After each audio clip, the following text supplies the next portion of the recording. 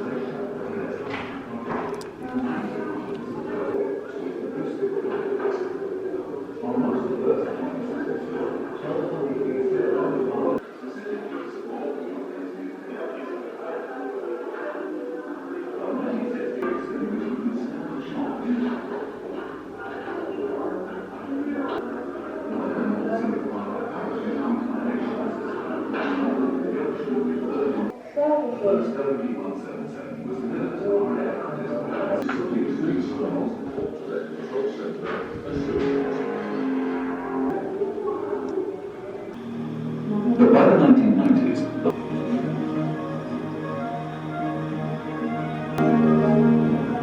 WE-177. For more than 30 years, this freefall nuclear bomb was a vital part of Britain's nuclear arsenal, providing a versatile weapon system capable of a range of deployments. By the time of its final withdrawal from service in 1998, WE-177 had been in service for longer than any other British nuclear weapon. The story begins in the late 1950s, when Britain was considering the need for a multi-purpose nuclear weapon which could be deployed with the low-level attack aircraft TSR-2, then under development. The General Staff requirement for TSR-2, issued in 1957, demanded an aircraft which could deliver its main nuclear armament by a loft maneuver at low level or in a toss attack from medium level. Despite the eventual cancellation of the TSR-2 project, it was these requirements which were to determine the final design of WE-177. It was a multi-role weapon capable of air burst and ground burst, deployed either ballistic or retarded. As a naval weapon, it could operate in a depth bomb role. WE-177 was to have a two-stage warhead with a boosted primary.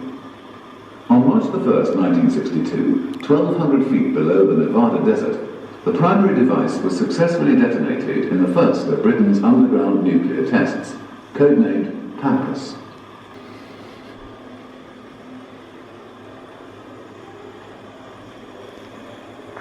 Huntings were awarded the design contract for WE-177 in 1962. By acting as the interface between AWR and the industry, the company was destined to play a vital role for the next 36 years.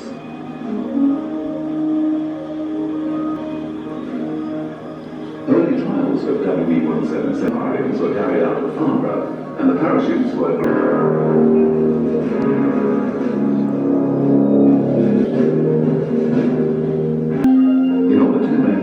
effective strategic deterrent until the deployment of Polaris in 1968, the government gave priority to the Type B two-stage device.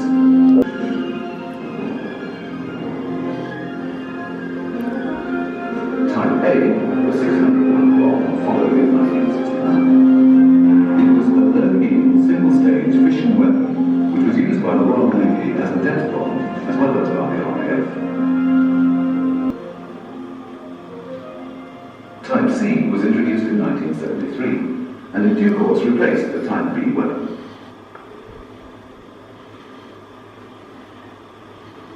The first WE-177 was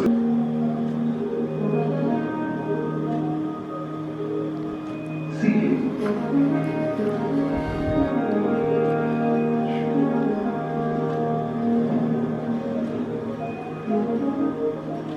But in the end,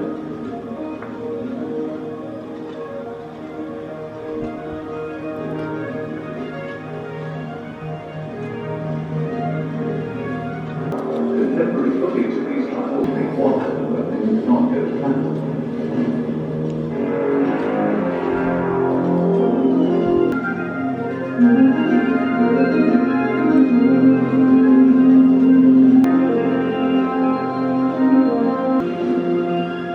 As well as flight trials, there are a number of safety trials carried out over the. In its role as part of Britain's nuclear deterrent for more than 30 years, WE-177 undoubtedly played an important part in keeping peace. Vital to this work was AW prior to transport by road to their designated stockpile location from a traffic accident or terrorist attack, but to ensure the safety of the public. An inert trials round is checked and prepared prior to being loaded onto their strategic defences. It was in this context that the naval variant of WE-177 of its commitment to reducing the world's nuclear stockpile. On the 31st of March 1998, the last WE-177 was withdrawn from RAF Markham with nuclear capability. The Burfield assembly facilities were already busy with dismantling the warheads, and on 21st of August 1998, the painstaking facility was destroyed by fire at the final stage. It was the end of an extraordinary party, and government departments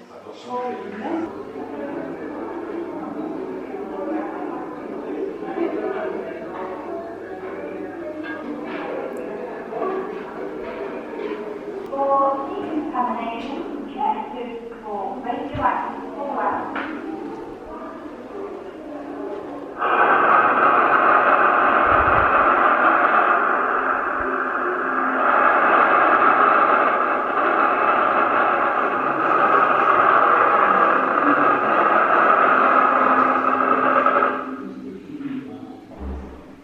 For decontamination, check for radioactive fallout.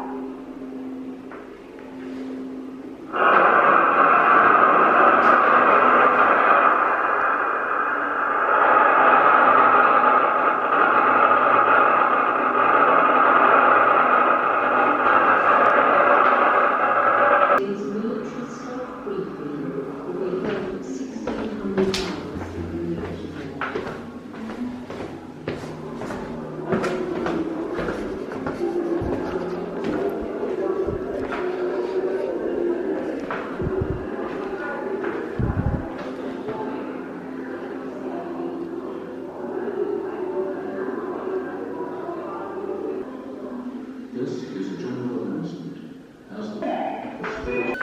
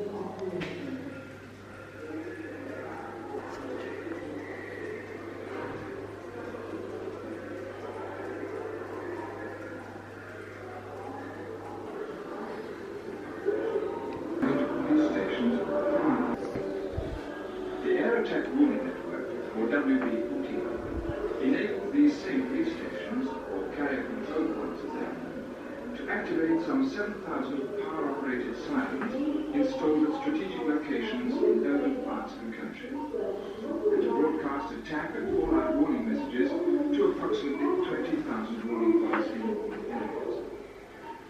Police, fire and coast guard stations, civil and military establishments, centres of local communication, industrial centres, and monitoring posts manned by the Royal Observercorps.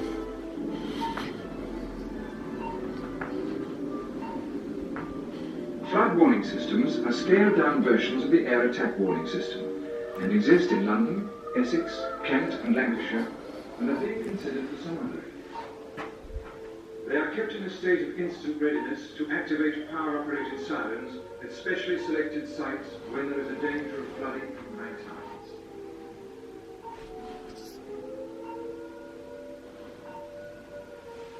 Emergency. Emergency. The key is turned. A button pressed.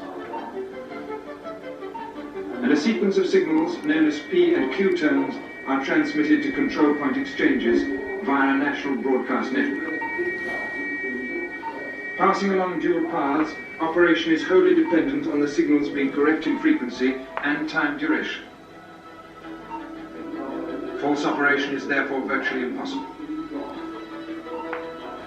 A further set of audio tones operate equipment of the carrier control exchanges, which transmit an alerting signal along dual paths to the carrier control points.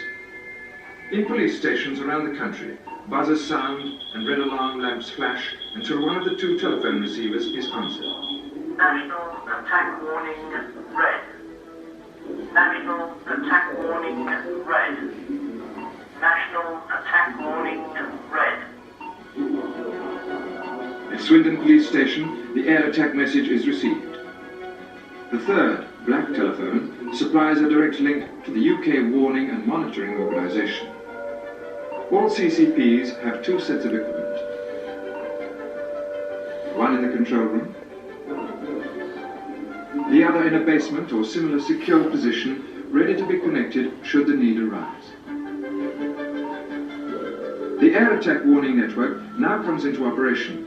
By selective operation of switches, speech receivers are alerted and sirens sounded. The speech receiver is made up of a receiver and a loudspeaker. The set is normally left switched off, but the operator at this civic centre, one of 85 warning points in the area, has been contacted earlier and has placed the set in standby to await a broadcast. Attack warning red. Attack warning red. Attack warning red. Sirens, as a safeguard against false operation, must be primed by a sequence of tones of closely defined frequency and duration periods, known as G-tones. They then receive their activating tone sequence, known as S-tones. The length of these determines the audio sound emitted. 4 seconds on and 4 off, repeated 8 times for air attack. A 60-second continuous turn for all clear. and 32 seconds on, 16 off, repeated 6 times for flood.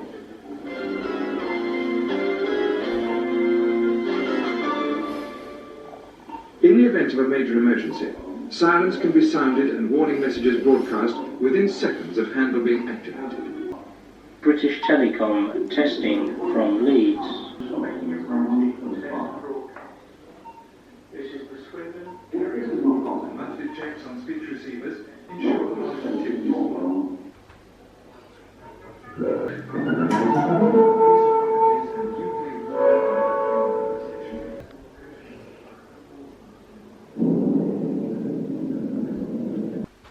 We have told you how to choose a former room in your home.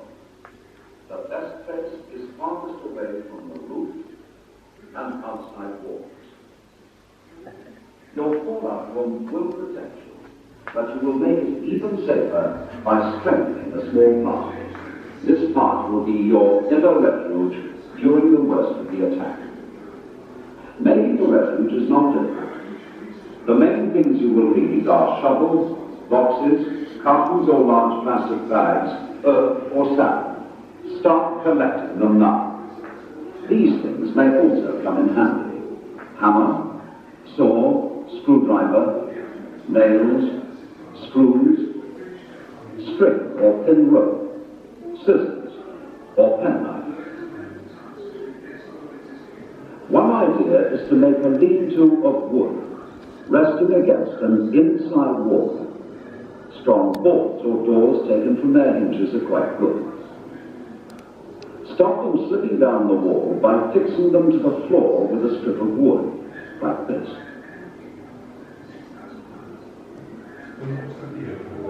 Then cover the wood with bags or boxes filled with some heavy material, like sand, earth, books, or rolled up clothes.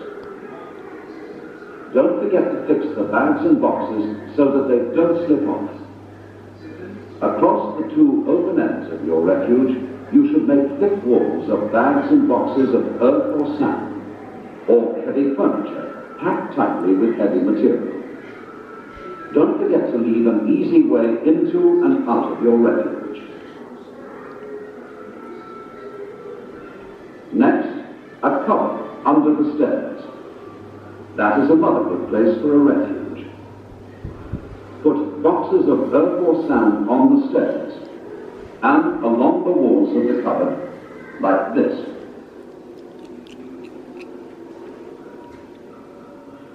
If the stairs are on an outside wall, make the wall thicker with bags of earth or sand. Stack the bags up to a height of about 6 feet.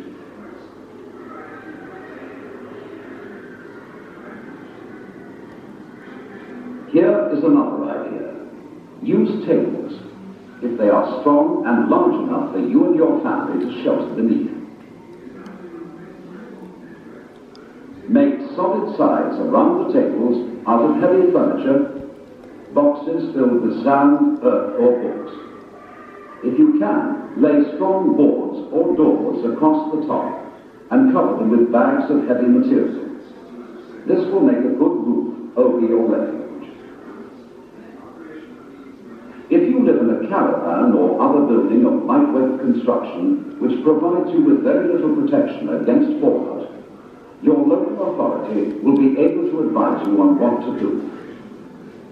Whatever type of refuge you have, the main thing to remember is that the more heavy material you have around you, like earth or sand, the more chance there is of saving your life.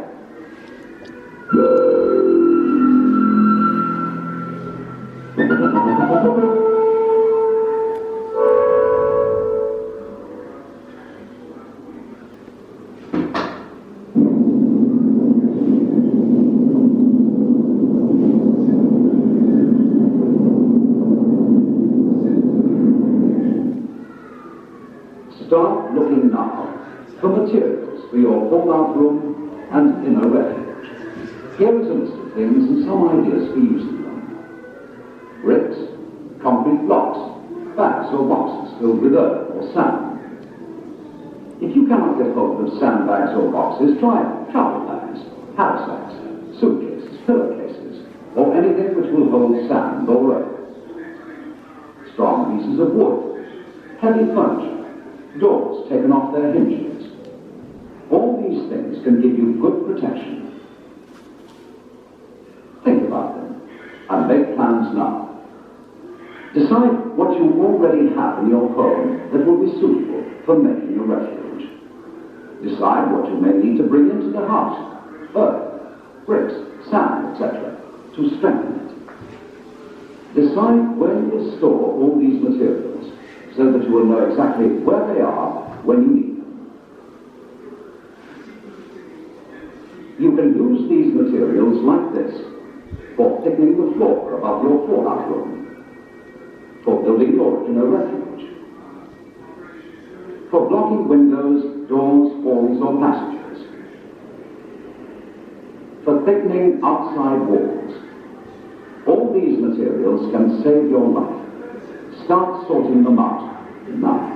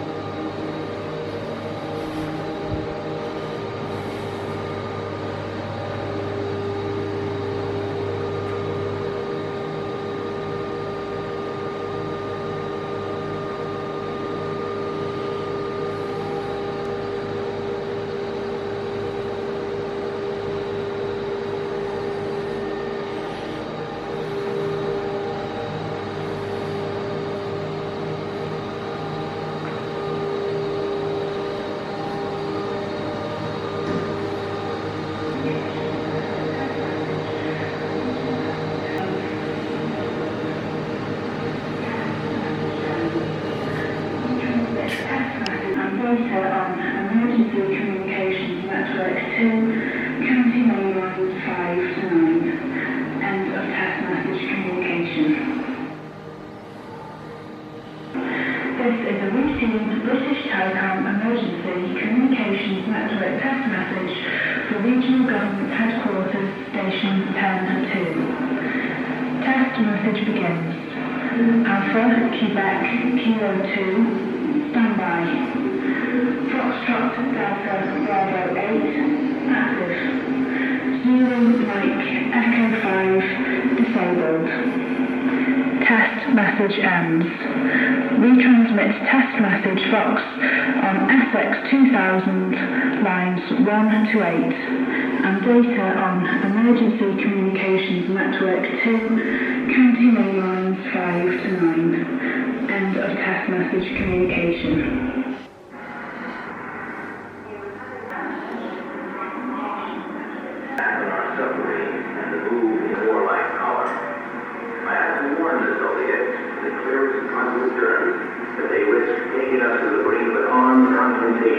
With incalculable consequences for all mankind.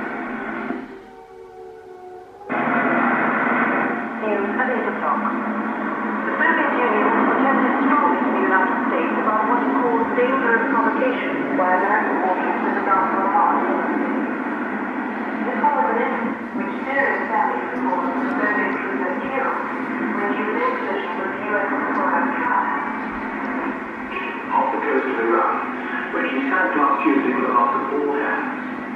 After finishing in a 127 days, that it held the Soviet Union solely responsible for their death and the eventual disappearance. Just before the attack on our submarine,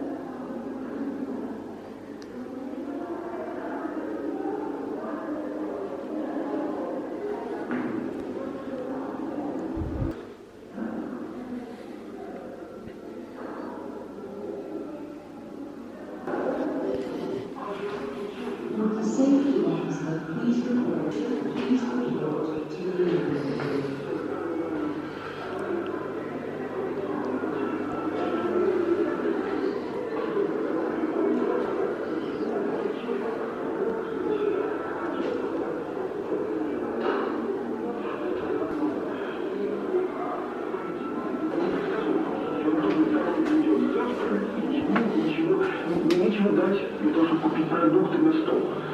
Вот этими мыслями учить на важнейшей работе, очень необязательный класс. Сучка океана, она должна смочь выполнить задачу по степени даже в отсутствии надежной связи. В запасе она в значительной степени. А человек есть человек. У него может быть какие-то отклонения сознания, какие-то могут быть усталость, депрессия в данный момент. И поведение людей зачастую бывает непредсказуемым. И он думает, как он придет завтра, и ему есть человек. У него может быть какие-то отклонения сознания, какие-то могут быть усталость, поведение людей зачастую бывает.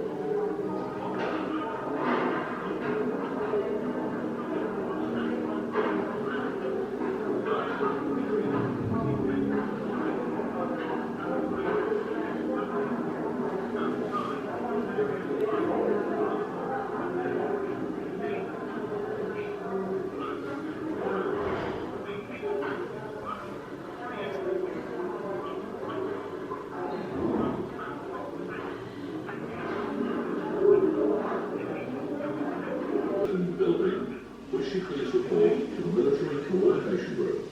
Thank you.